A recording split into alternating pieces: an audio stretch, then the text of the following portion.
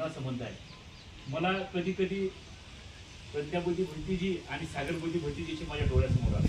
कधी मी थोडं म्हणजे याचा जीव एवढा खतरनाक होता.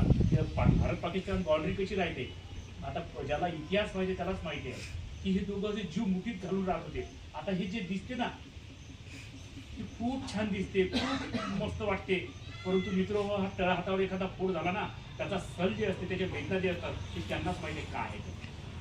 म्हणून इथं इतक्या संघर्षातून निर्माण झालेलं हे जे आपला परिसर आहे, आणि हा परिसर ऐतिहासिक परिसर आहे. या परिसरामुळे भगवंतीजींनी या परिसराचं नाव लौकिक झालेलं आहे. म्हणून इथे येणारा जो वर्ग आहे, आता ही जी ट्रेनिंग आहे, ट्रेनिंग सेंटर आपण ज्याला म्हणतो, आदरणीय श्रामणीजींना यांना हे घेतलं. इथलं ट्रेनिंग म्हणजे तो माणूस त्यांना चांगलंच राहायला पाहिजे. इथून गेल्यावर वाटलं पाहिजे की कोणत्या ट्रेनिंगमधून सेंटरमधून आला होता. इतकं महत्त्वाचं ट्रेनिंग आहे. कारण जमीनच तशी आहे. इथं माणसाच्या जीवनाचं सोडच होते, तुमचं दुःख वगैरे सगळं नष्ट होते मनोभावाने. असो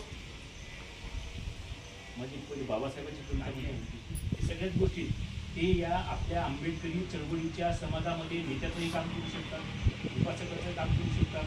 गुरुत्व आहे तर मग तुम्हाला सगळ्या गोष्टीचं माणसाची चळवळ जी आहे त्याचं एका वळचढाव उभे असल्यामुळे त्यांना सगळ्यात समाज मला तो लोक अपेक्षा वाटतात. तर कधी वाटतं का रे बनशी कुठे, पण ते कोणाच्या अडचणी दुःखात जारी तुम्हाला 100% मी तुम्हाला सांगतो की त्यांच्याजवळ एकदा माणूस गेला तो दूर जात नाही.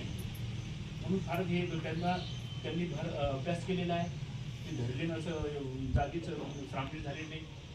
त्यांचा अभ्यास बी आहे. पालीमध्ये त्यांनी हे बी केलं. म्हणजे त्यांचं बहु जे आहे. आता माझ्यापेक्षा काही सुद्धा घोरपडे साहेब आहेत, त्यांना काय माहीत अशी माणसं कळतात ना आपल्याला. म्हणून ते भंतीजीचा जे आपण शक्ती प्राप्त म्हणतो, आपण तर हिंदू धर्माप्रमाणे मानत नाही काही, परंतु जे कर्मसिद्धांत आहे किंवा जे बुद्धाला अपेक्षित असलेले, बाबासाहेब आंबेडकरांना अपेक्षित असलेलं भिक्खू जर कोणी असेल तर आपली भंतीजी आहे. रफ अँड टफ कोणी म्हणजे पॅन्थर भंतीजी नाही, पण सगळ्याच गोष्टीची म्हणजे काही टेन्शन न आलो. तुम्ही जसं जसं पाहिजे तसं तसं आपल्या म्हणजे आंबेडकरी चळवळीला आपल्या समाजाला जसं भंतीजी हवे ती भंतीजी तसे. असो माझी फार मोठी कविता आहे त्यांच्यावर मी लिहिलेली. मी असं लिहिलं नाही किंवा फक्त बोलतोच म्हणून.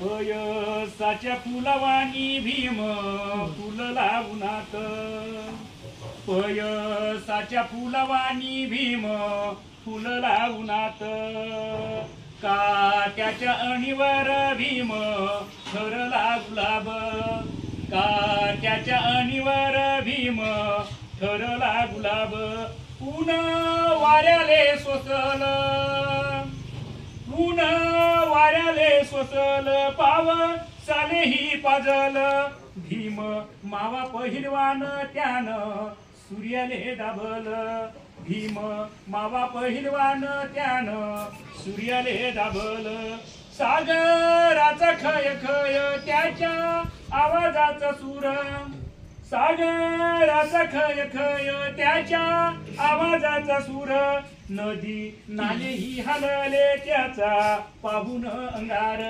नदी नालेही हलले त्याचा पाहून अंगार, भीम ठरला निखारा, भीम ठरला निखारा, जाती जाळून टाकल्या, समतेच्या धम्मासाठी दिन रातीही जागल्या, समतेच्या धम्मासाठी दिन रातीही जागल्या, नदीच्या थंडीवाणी त्यानं थंडगार केलं, नदीच्या थंडीवाणी त्यानं थंडगार केलं, वैऱ्याच्या कपटाले त्यानं कापून टाकलं, वैऱ्याच्या कपटाले त्यानं कापून टाकलं, माणसाच्यासाठी भीम माझा माणूस जगला, माणसाच्यासाठी भीम माझा माणूस जगला, वाळवंट कपारीत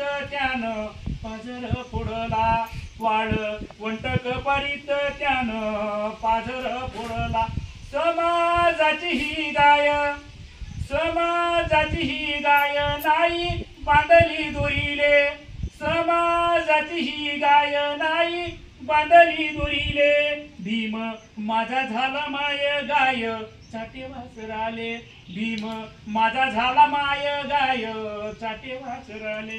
थँक्यू. माया मायेचं चित्रंग मले भारत दिसते, तिचा उडता पदर, तिचा उडता पदर मले तिरंगा भासते, तिचा उडता पदर मले तिरंगा भासते. माया मायेचं चित्रंग मले भारत दिसते, तिचा उडता पदर मले तिरंगा भासते, तिचा उडता पदर मले तिरंगा भासते. तिच्या कपायावरच कुकू अशोक चक्र दिसते, तिच्या कपायावरच कुकू अशोक चक्र दिसते. तिचा चेहरा पाहून, तिचा चेहरा पाहून भारत गरीब वाटते, तिचा चेहरा पाहून भारत गरीब वाटते. माया मायेचं चित्रंग मले भारत दिसते, तिचा उडता पदर मले तिरंगा भासते. ती करते ढोरासारखं काम, तिचा पाझरतो घाम, ती करते ढोरासारखं काम, तिचा पाझरता घाम, तिचा पाझरता घाम गंगा यमुना वाटते, तिचा पाझरता घाम गंगा यमुना वाटते. माया मायेचं चित्रंग मले भारत दिसते, तिचा उडता पदर मले तिरंगा भासते, तिचा उडता पदर मले तिरंगा भासते. तिचं फाटक लुगड त्याले तेहतीस तिगळ, तिचं फाटक लुगड त्याले तेहतीस तिगळ, तिचे तेहतीस तिगळ राज्य घटक वाटते, तिचे तेहतीस तिगळ राज्य घटक वाटते. माया मायेचं चित्रंग मले भारत दिसते, तिचा उडता पदर मले तिरंगा भासते, तिचा उडता पदर मले तिरंगा भासते. तिची हिरवीच साडी, तिची हिरवीच चोळी, तिची हिरवीच साडी, तिची हिरवीच चोळी. तिचा पोशाख पाहून, तिचा पोशाख पाहून भारत हिरवा वाटते, तिचा पोशाख पाहून भारत हिरवा वाटते. माया मायेचं चित्रंग मले भारत दिसते, तिचा उडता पदर मले तिरंगा भासते, तिचा उडता पदर मले तिरंगा भासते. जवळपास 20,000 पोस्टर आपण लोकांना, उपासकांना वाटले. लोकांनी या कवितेचं असं लॅमिनेशन करून घरामध्ये मळून ठेवले लोकांनी आहे, काही लोकांनी काचामध्ये मळून ठेवलेलं आहे. तर आमच्याकडे एक फ्रेम होती, एक संग्रहित म्हणून ठेवली.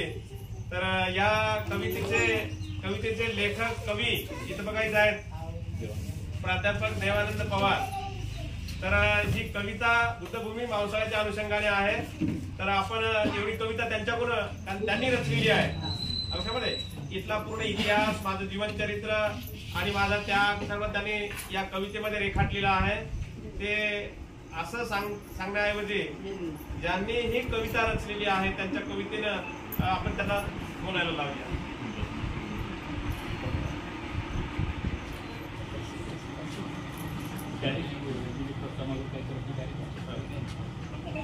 कविता लिहिण्याचं काय कारण? बौद्ध भिक्खू भदंत प्रज्ञापती महातेरो यांच्या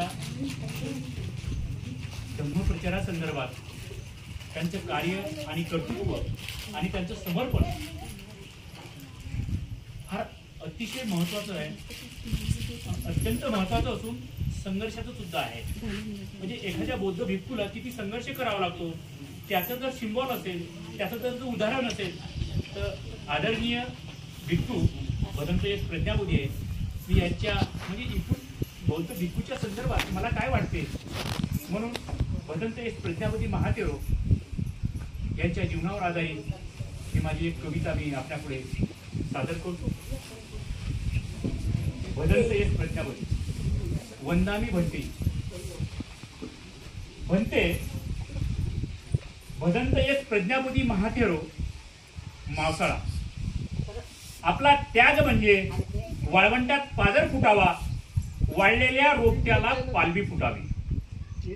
जीवनाच्या वेलीवर सुखाचं फुल फुलावं, बुद्धाची करुणा माणसात पाजरण्यासाठी.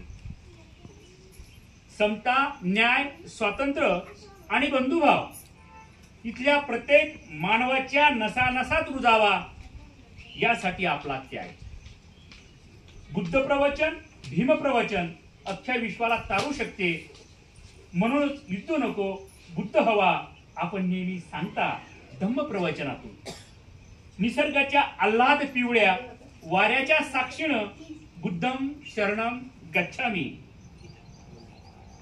बौद्ध धम्माचा आपण करीत असलेला प्रचार आणि प्रसार नोबेल पारितोषिकालाही हेवा वाटावा असा आहे.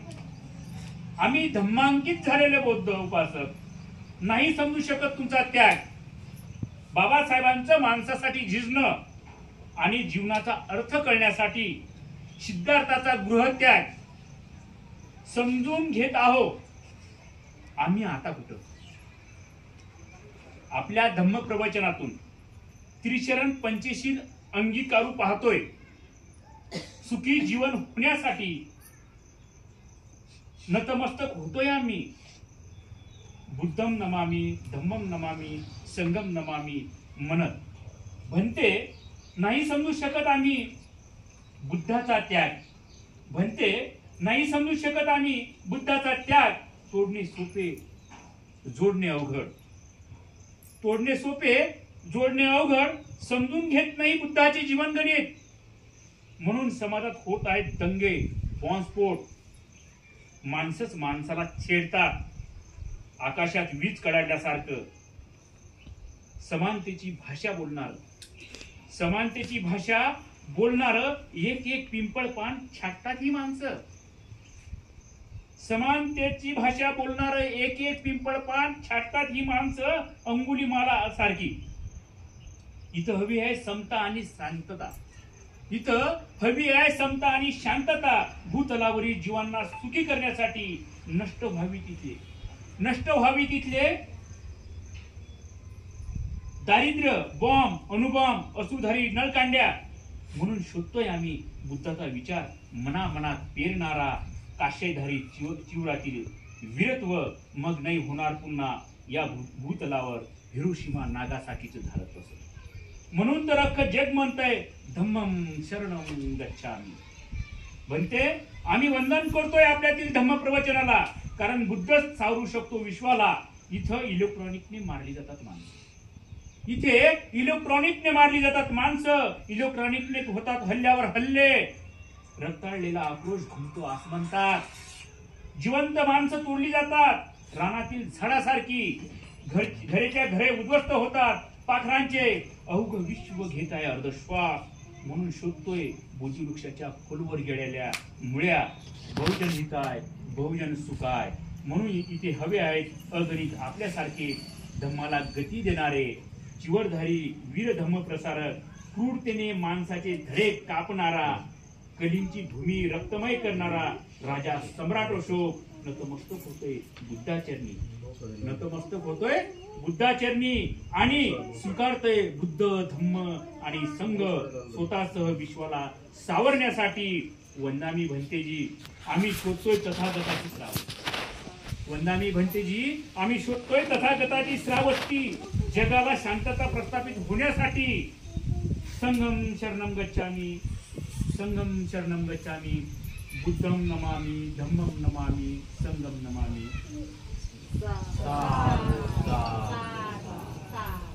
तर ही कविता आहे. जवळपास 25,000 पोस्टर मार्केटमध्ये गेले, लोकांच्या घराघरामध्ये असा फ्रेम करून लावलेले आहे. मला वाटते 1,500 पोस्टर आहेत मध्ये. तर दीक्षा झाल्यानंतर तुम्ही घराकडे जाताना तुम्हाला एक पोस्टर तुम्हाला भेटून जाईल.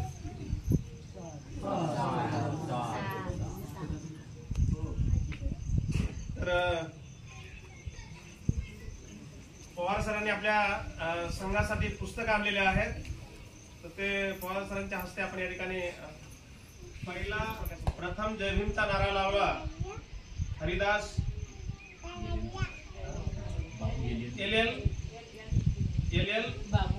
बाबू हरिदास त्यांच्या हे जे बाई आहे लेखक त्यांचे जे भाची आहेत त्यांनी हे 22 प्रतीचं एक पुस्तक या ठिकाणी प्रकाशित केलं.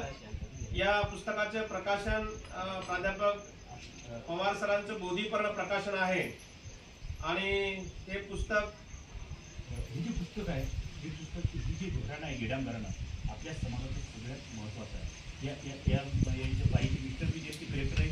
सध्या सलमान खानचं जे प्रकरण आहे क्राईममधलं महाराष्ट्राचं पूर्ण गेडाम साहेब नाव ऐकलं तुम्ही. त्यांचा या बाईचा मुलगा आहे. दुसरा मुलगा GSTचा डायरेक्टर भारताचा जो आहे. दुसरा मुलगा आहे. तिसरी गोष्ट महापालिकेचं जे PRO आहे त्या बाईची सुंदर म्हणजे हे घराणं पूर्ण तिन्ही पोरं ही पोरी जो महेंद्र कांबळे नावाचा जो माणूस आहे फॉरेनमध्ये आंबेडकरी चळवळ झालेल्या बाईची सुद्धा माणूस भाऊ आहे.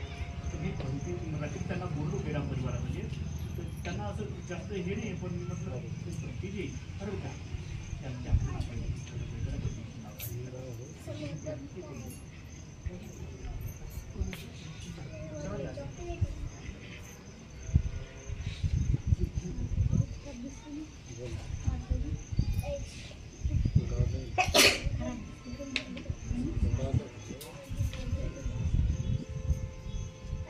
सर्वांनी टाळ्यांचा गजरा करून